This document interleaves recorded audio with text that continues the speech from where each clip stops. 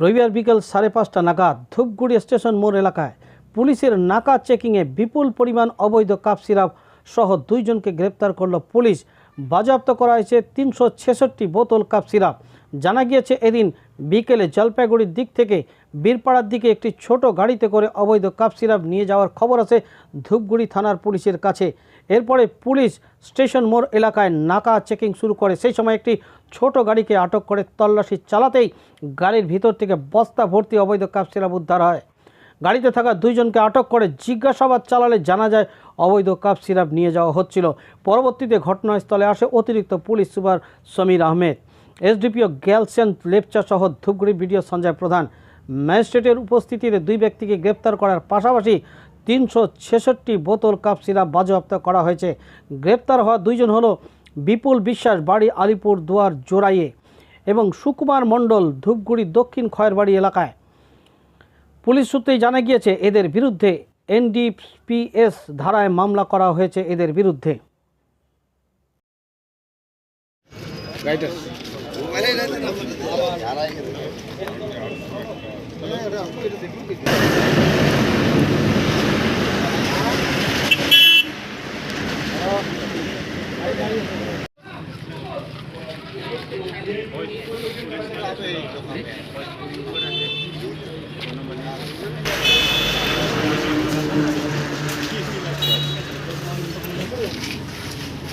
भर दिया तो नीचे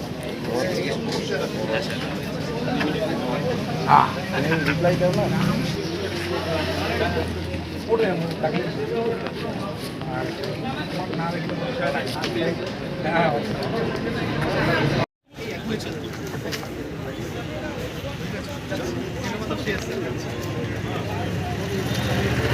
चलो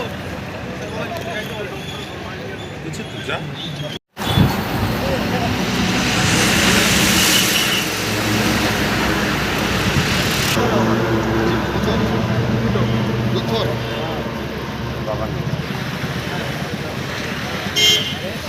বাজেয়াপ্ত করা হলো আজকে স্টেশন মোড়ে আমাদের ধূপগুড়ি পুলিশ মাধ্যমে আমার প্রেজেন্সে অবৈধভাবে যে ওষুধ এখান থেকে নিয়ে যাচ্ছে।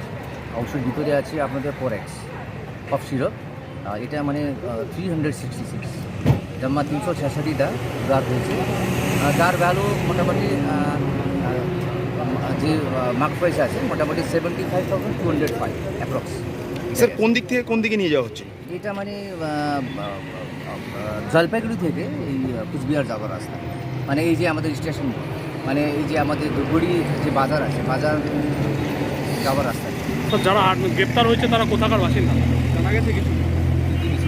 যারা গ্রেপ্তার হয়েছে তারা কোথাকার বাসিন্দা কিছু জানা গিয়েছে? ওনারা মোটামুটি আমাকে বললো যে ওনারা মানে কুচবিহার সাইডে কানখালি রাস্তা। কতজন গ্রেপ্তার হয়েছে স্যার?